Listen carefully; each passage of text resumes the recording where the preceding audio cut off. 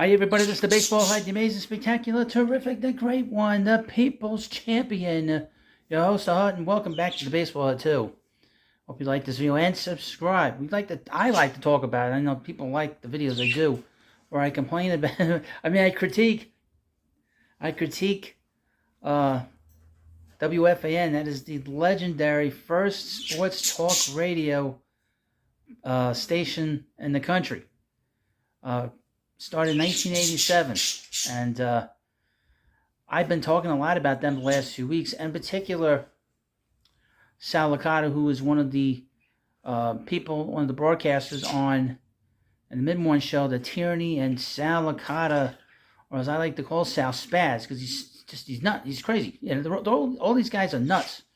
They're very inconsistent, and when they get called out, it is the funniest thing. And this thing about Pete Alonso saying that he is toxic in the Met clubhouse. And Sal implied it, he inferred it about a month and a half ago. And he had said nothing up until Thursday. And then he started talking about it because one of the media people that covers Major League Baseball, John Heyman, brought it up during their interview with Tierney and Licata. So here's from Odyssey.com. Sal and John Heyman clear the air about Pete Alonso clubhouse narrative.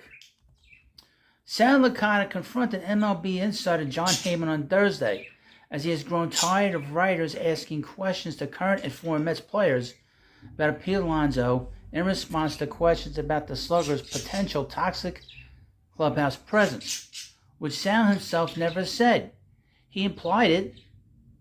He said the Mets had a toxic clubhouse, and last week he and Tierney were hitting them pretty hard, hitting the Met clubhouse again pretty hard, complaining that it's a toxic situation there. Now, I have not heard that there's like a dysfunction in that clubhouse other than between Verlander and Scherzer. There's never been any issues with Pete Alonso in that clubhouse. Quote, you guys are writing about it, but nobody's talking about the real issue. Nobody ever said Pete was the problem. Sal said, oh, what's funny? Well, your co-worker, Sal Marash, who a few weeks ago said that because Pete is going to be a free agent, that is causing a toxic workplace environment. So he said that he was causing problems. So when you ask Mark Canna if Pete Alonso was the problem in the clubhouse, that's a stupid question because nobody ever said that. Sal, you implied it. Spaz, you implied it. Forget about Alonso being a bad guy, he said. Nobody ever said he was. We should clear that up. It was never said. Well, that is true. But toxic is a negative thing, and that means somebody's doing something they shouldn't be doing. Heyman replied that since Sal mentioned Alonso by name, the only name he mentioned by name after making his observation, that it could be assumed that he meant Alonso was the source of the clubhouse toxicity. But Sal has long asserted that Alonso was only mentioned because he was a reported trade chip, not because he had anything to do with the clubhouse atmosphere. Quote, let's not make it like I'm not around. Not to mention, I talk to people around the clubhouse all the time, Sal said. I've been going to clubhouses for 20 years. You don't think I know what I'm talking about? That's not even the real issue, whether I was in the clubhouse or not. I never said Pete Alonso was a bad guy. You said Pete was in a toxic clubhouse, and Pete was the only name you mentioned, and your coworker Sean Morash had said that because of Pete's contract situation, that he was causing tensions in the clubhouse. I can play the clips here. I have them on my phone. You want to go down this road, I can play them. I'm not playing for this, but I have them. Quote, the clubhouse did have issues. It was reported before I said it. It was reported after I said that. That's the story. At the end, the two made their apologies and moved on to more Mets and Yankees talk. But here's the thing. Their radio station has doubled down on the fact that Pete is a problem. They said that Pete was a problem. All right? Pete has a very good reputation in baseball. He was given money by Major League Baseball for his humanitarian work. You don't give it to a guy that has got a bad reputation. He gave like $10,000 to the ASPC, I think the North Shore Animal League here, which is like a shelter for puppies and dogs that don't have homes and that don't get euthanized, and they don't have any real behavioral problems. People just give them up and whatever. But he's giving money to them. He's big on animals. He's big on children. He wants to help a lot of people out with the money. Mark Hanna said a week ago that the Mets have somebody that he just loves being in New York. He bleeds orange and blue. Sal said something stupid. We all know it. Guys that worked for him. Worked with him, and that Christopher Mando Russo, Chris said not to pay attention to Sal, that he knows Sal, don't pay attention to him. Well, we're going to pay attention to this situation because this was a stupid thing that was said. The Birds agree. It was a stupid thing that was said, and it gets to a point you got to call this out. I want to continue to critique these guys because nobody will critique WFAN. And again, the narrative is always that the Mets don't do anything right. When the Mets do something right, it's wrong. Now the Mets are going to be hiring a new president of baseball operations. They will wax poetic about it, but then they will find something to critique about it a month from now, 2 months from now, or in the offseason that they didn't like something that Stern said, either about Buck Showalter or if Buck is here or not here.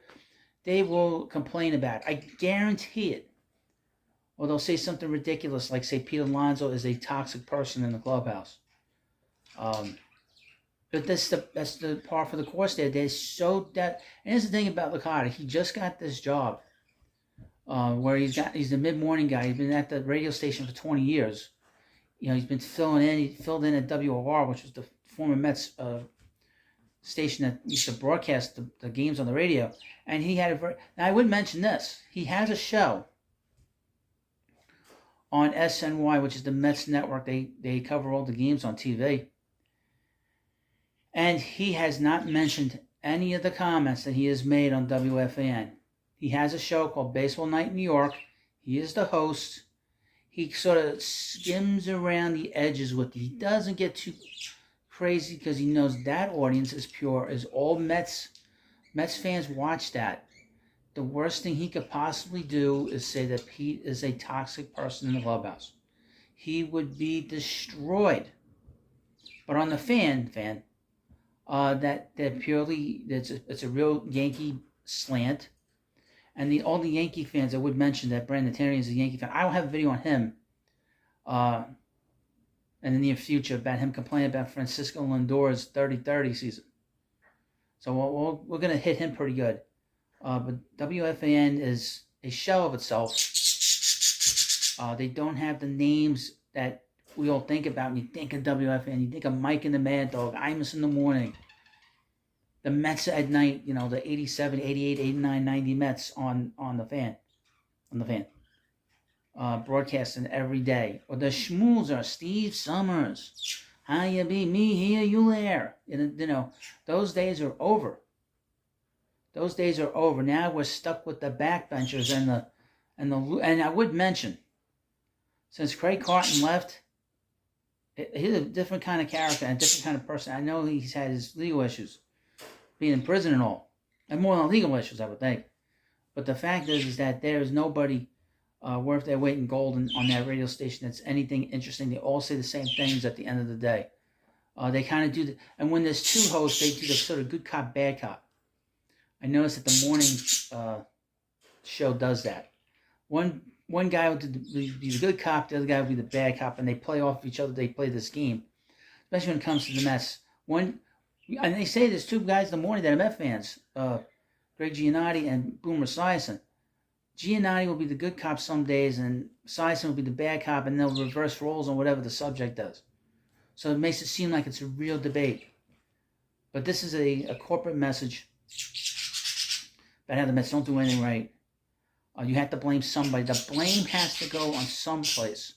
The blame is being dumped on Pete, and instead of Licata coming out and saying, look, I apologize. about it. He didn't apologize here. He apologized to Heyman. He apologized to the media. He didn't apologize to Pete Alonso. Interesting. So I never said he was a bad guy. You implied it, and you should have apologized. This was not even a very good apology, quite frankly. But let me know what you think about this video. We'll have more stuff on these fools as much as I can get out for you. I hope you like this video. Of course, please subscribe to Baseball 2, and I'll see you later.